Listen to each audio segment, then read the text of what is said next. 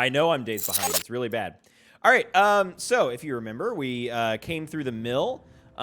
We went through sort of the old ghost town from the mines. We're headed up to meet the killer, or not the killer, the kidnapper at Mirror Peak. He didn't show up for our meeting, and he wants to meet up at the peak. Agent Nightingale went like batshit drunk crazy and tried to kill us. A helicopter exploded in the woods, and we got attacked by a bulldozer. So we've had a lot happen over the past few episodes. But we are headed up through the ghost town, trying to get up to the peak and meet up with the killer. And I think my headphone volume is like screwed up. It's like always different every game. I don't know why. Okay. We got to get through here.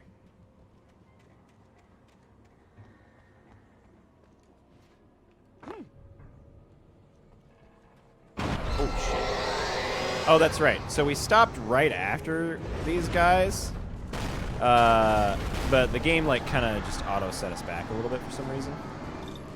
That's fine. These guys are easy. You don't think the person that we're meeting has our best interest, at heart? I mean, you know. That's probably true. Ah!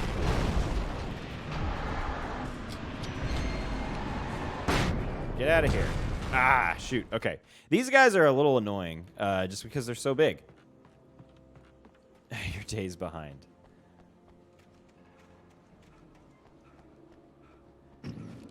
Maybe. Do I have flares? I do. I have one flare. Okay, I think we're going to use the flare. And you got to, like, kind of use this tree to really, like, dodge them. And then get one of these out there.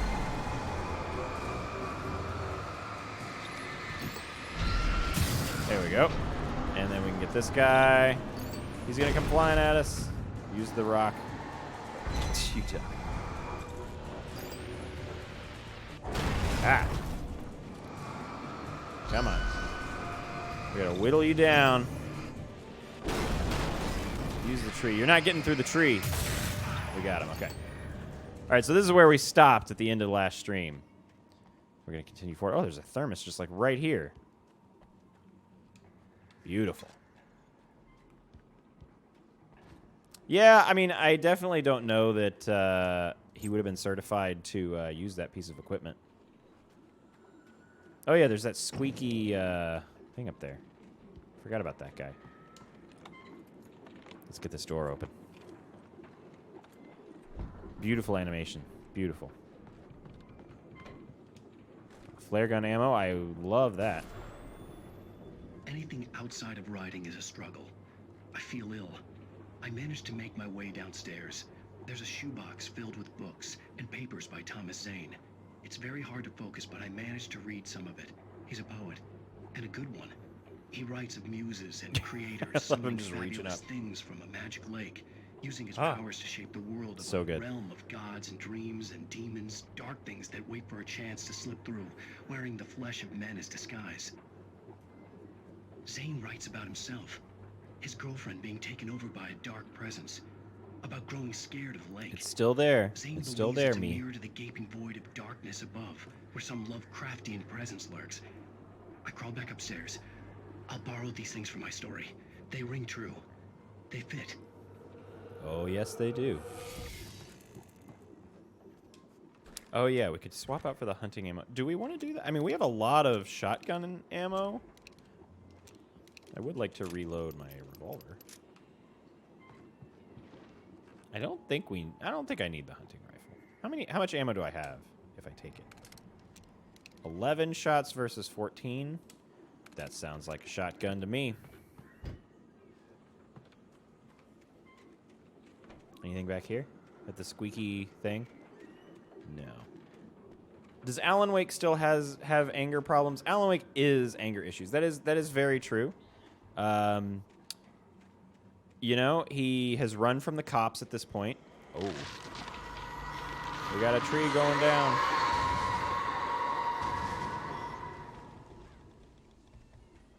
Oh, look, the leaves are just floating downward. Ah, so peaceful. I don't think anything in this game could be considered peaceful. He definitely does still have anger problems, but he also just kind of has, like, I can't remember a week of my life problems. And, you know, he's starting to piece together what it was he did during that week.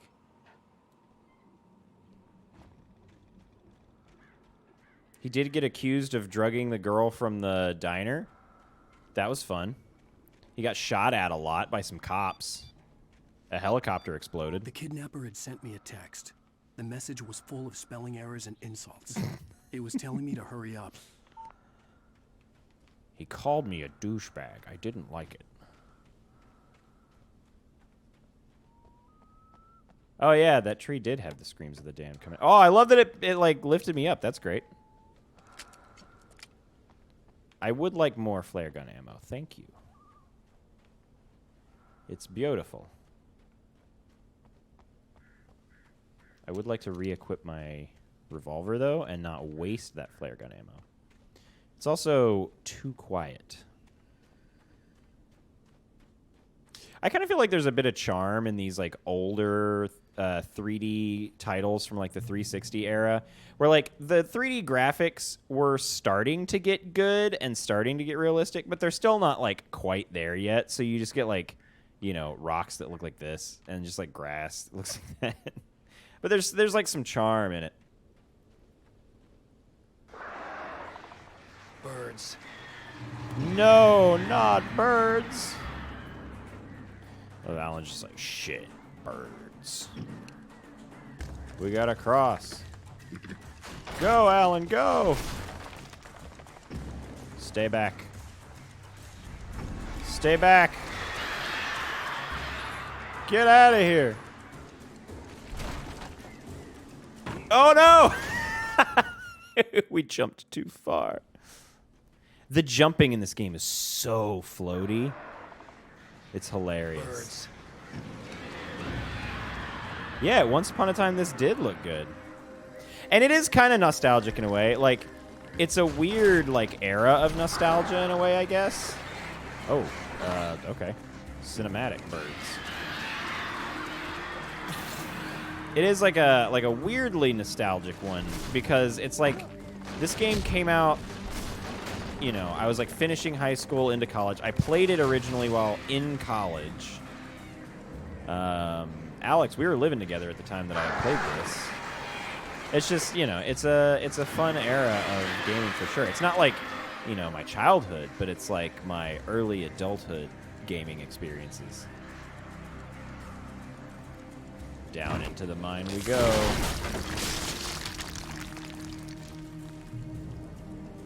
Any Draugr in here? Oh, this looks like that one hallway from Dark Souls. I'm gonna get the broken sword handle right here, and there's gonna be an archer here that I gotta dodge. We just, you know, do a quick dodge, and then oh no, we can't jump down and fight the stray demon though. You weren't allowed to play this. I mean, it wasn't out in my childhood. I would have played it. I didn't know about it until I was in college. And Skyrim. I would have played this had it when I like knew it came out in 2008. No, I would have been allowed at that point. I would have been 16 when this came out.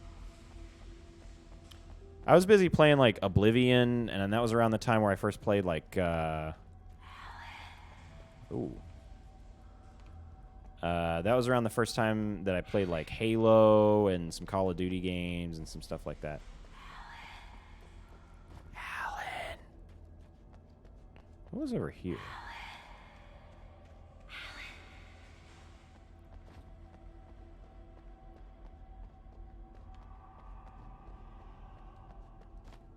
Is it going to be, for some reason, this reminds me of... The headache stabbed at my brain. The headache stabbed at his brain. This bit right here reminds me of a bit in Mass Effect.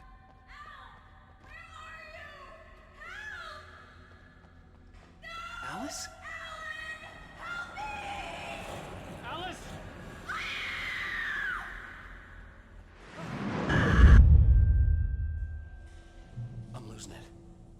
out of here. The Devil's Game. See, here's the thing. This was the thing about my mom, right? My mom had this like weird. Were big, well, I'll tell the story in a minute. And at home in the woods, they were feeling good, running on beer and ghost stories and camaraderie late into the night. It did them no good, as they were taken by the dark presence, sucked deep into a darkness far worse than any ghost story they ever told or heard. My mom had this like weird thing. It wasn't necessarily about the individual game itself or the content of the game. It was specifically about the rating. She was like convinced that M-rated games were like nothing but nudity and sex. And that was just like, you can't play that. It's immoral. And the thing is, this was a teen-rated game. She didn't care about those at all. I played basically every teen-rated game you could throw at it. But by the time, it was really weird. By the time I was 16, she just like stopped caring. I think she just like gave up because I was always like, no, Mom, this has this content and this content and this content. And I would like make her eat her words and have to like, you know, because I had that argument with Oblivion where I was like, no, it's this. It's totally fine. And she had to like kind of eat her words on it. And I think she just eventually gave up. And so she just stopped like bothering me about it. And then I just played whatever I wanted. Here we go. Even behind the closed doors and curtains of his grimy room at the Majestic, the local motel, Nightingale could feel the locals' eyes on him, the unrelenting pressure of their judgment. He forced it out of his mind. For all he knew, they could all be under Wake's spell already. You do what you have to do to get the job done. He took comfort from the bottle in his hand. Please, he thought, just let me get through this.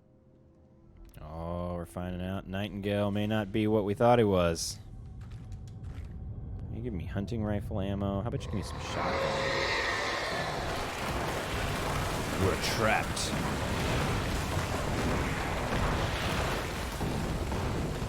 That was a hell of a cave-in. Who is it? Oh, God. Oh, God. He just, like, came from behind.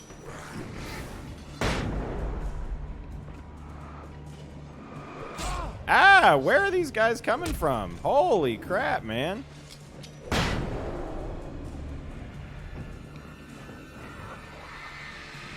They just spawned surrounding me, man. All right, there we go.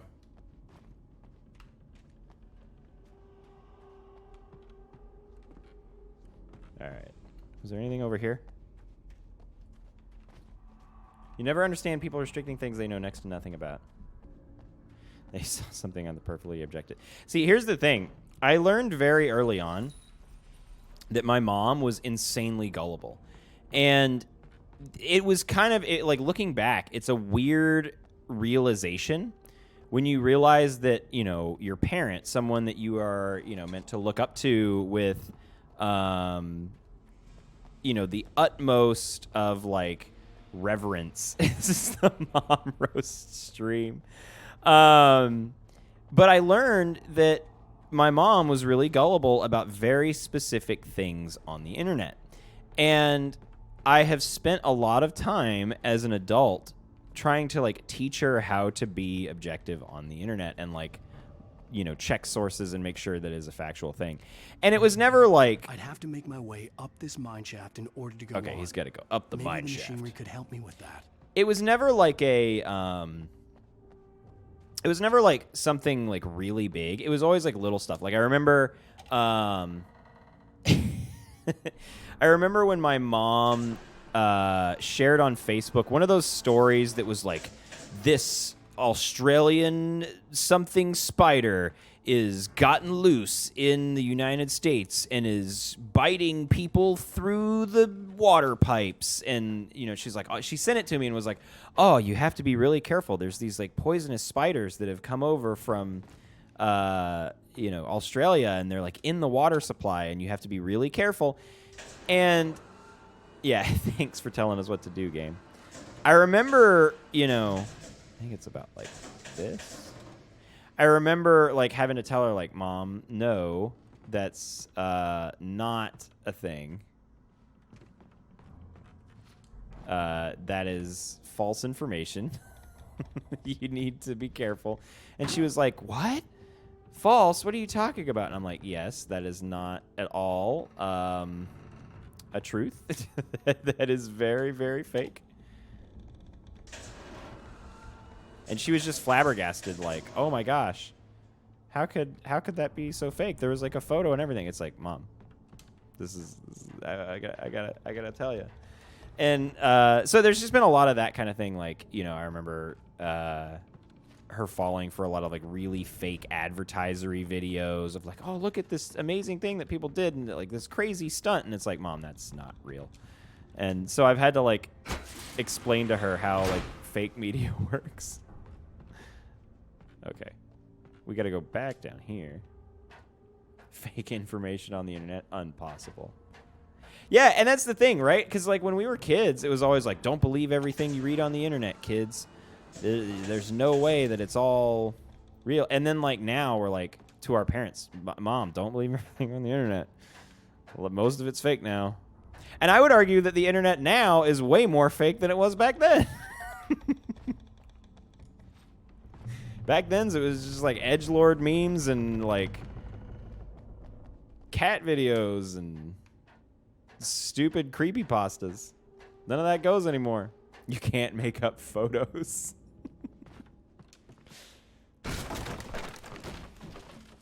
Oh man, speaking of made up photos, I had to do some very over-the-top touch-ups on a photo today. I will not mention who it is. Okay, this is the peak. So I don't remember if there's a thing down here. I just want to double check. I think there's something here. Maybe this is the way. This might be the way forward, actually.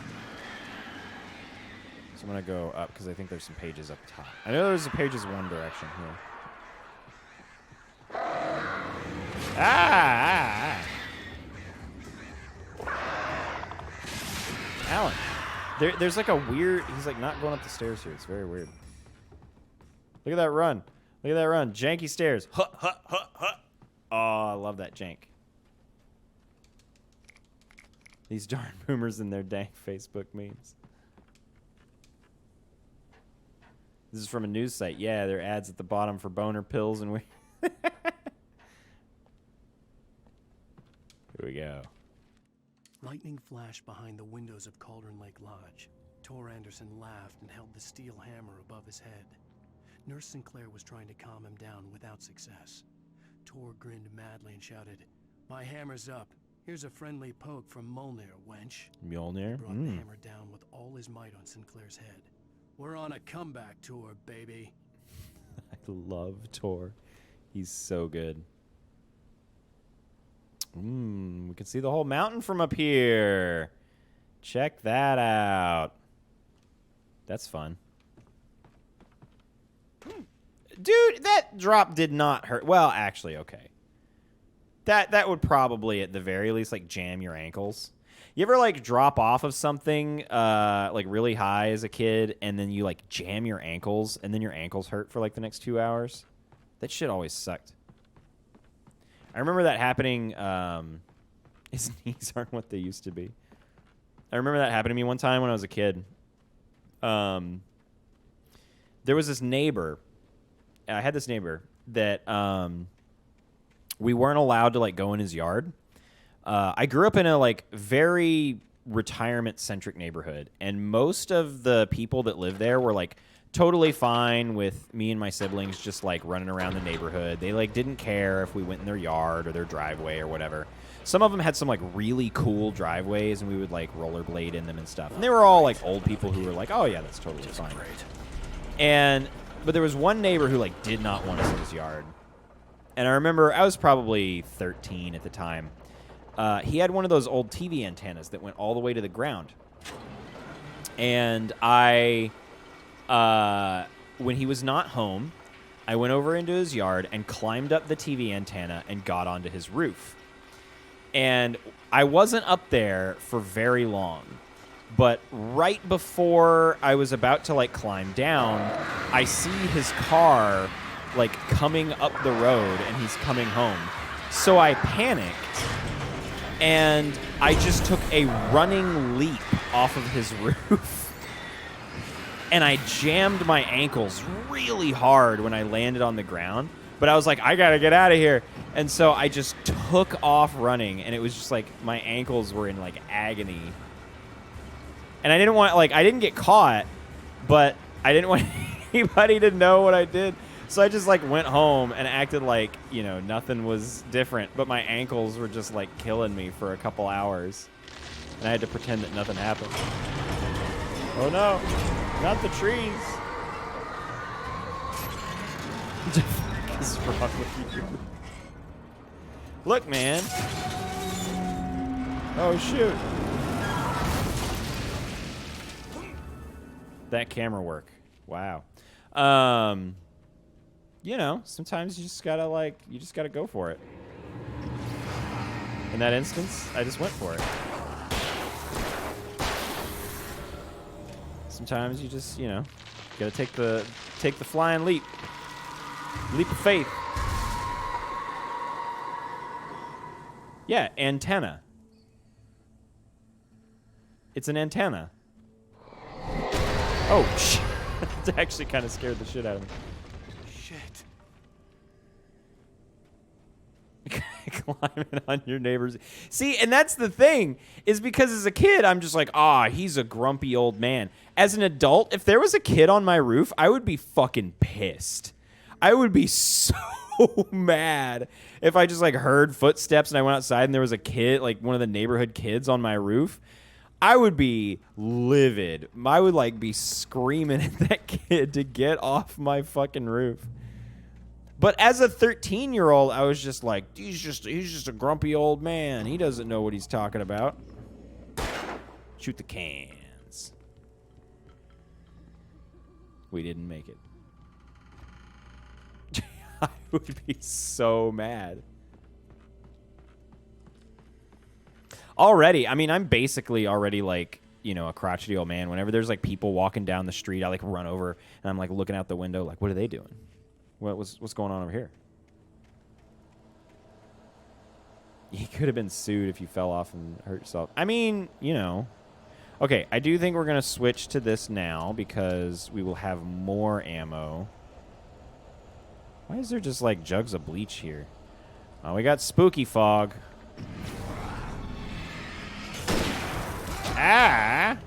Excuse me, sir.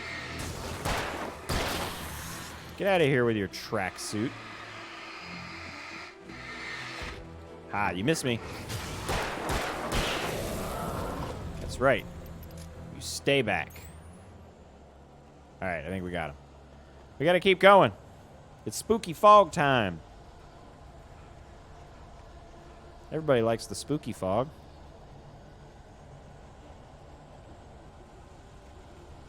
We gotta get out of here. Whoosh, you missed, boy.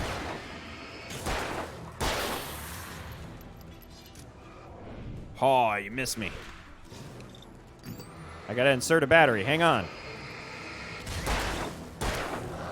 Yeah. Any more? Any more want to take me on? No? All right. Hey, look, we made it to Cauldron Lake. Yeah, I think some of them just, like, sneak up behind you and hit you regardless. Like, I think they, like, actually spawn behind the player. Look, it's Cauldron Lake. Cauldron Lake. The 8th deepest lake in the world, Cauldron Lake is a caldera lake, formed in a volcanic crater. The volcano itself could be considered to be active, but has not erupted since the volcanic earthquakes of 1970. And even then, the underground activity was comparably mild. Despite some property damage, there were no casualties. Cauldron Lake is one of the most beautiful spots in the Bright Falls area, as well as a central figure in many local folktales. It is a popular recreational area for the area residents.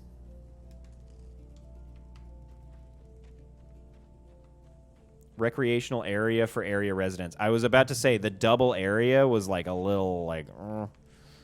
Somebody needs to do a little bit of copy edit on that, please. I love the spooky steel pans going in the soundtrack right now.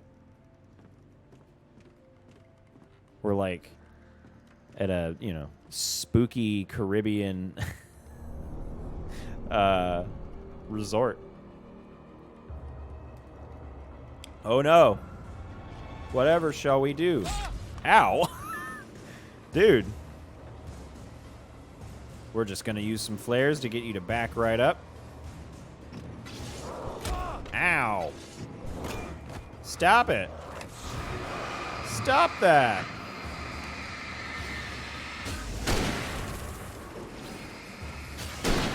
Die.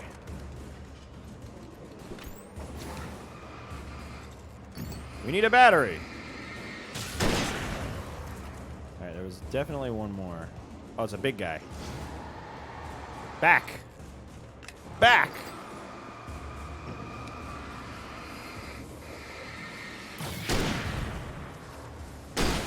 Yeah, we got him. It made you laugh. I mean, it was not well written. They could have used like a little bit of copy edit on that, but at the same time, maybe that makes it a little authentic, right? This is like a little, you know, northwestern, like Pacific Northwest, small town. They've got this like Caldera Lake that, you know, is a like their tourist spot. They probably, you know, can't afford the best copywriter to write the, you know, cheap sign that they put up at the Overlook. That thing flying from off screen and just hitting your head while you stood on the bridge. Oh, okay. I mean, that's pretty funny, too. That's just straight slapstick. We got another page. Maud had checked all of Stucky's rental cabins. There had been no sign of the Wakes. It was dark when he'd found their car parked at the end of the road by Cauldron Lake. It made no sense. They must have taken a wrong turn, but there was no sign of them, and the car had been there for hours already. Frustrated, Mott stood on the rotten ruin of the footbridge that had once led to Diver's Isle before it sank beneath the waves years ago. The boss wouldn't be happy. He won't be happy. Okay.